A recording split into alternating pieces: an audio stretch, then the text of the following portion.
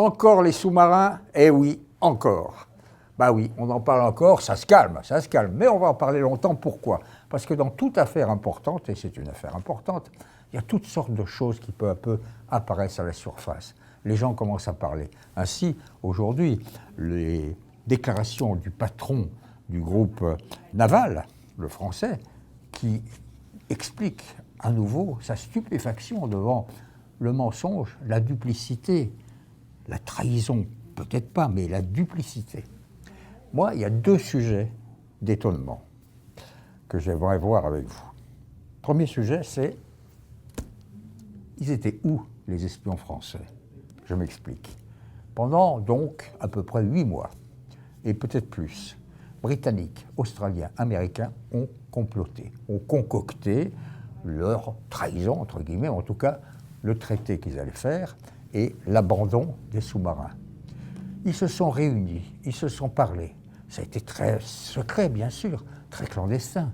Néanmoins, ça a duré très longtemps et on ne les a pas du tout remarqués. À quoi ça sert, les écoutes?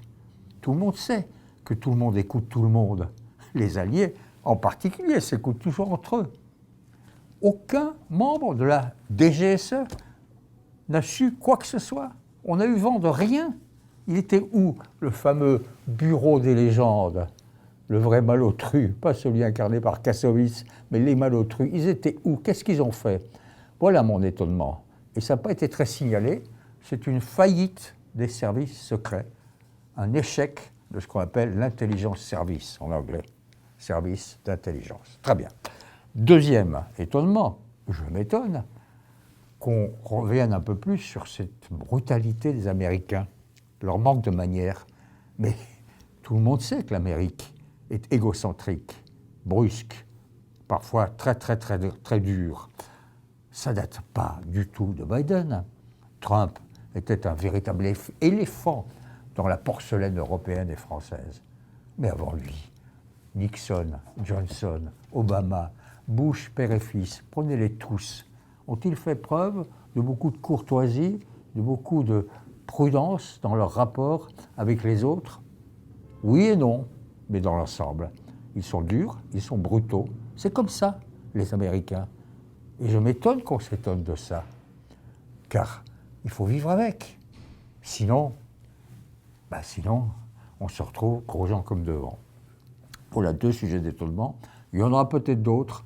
Il est vrai que l'actualité va vite et qu'ils vont quand même se parler, les présidents. Et Macron va jouer son rôle. Néanmoins, voilà. 1.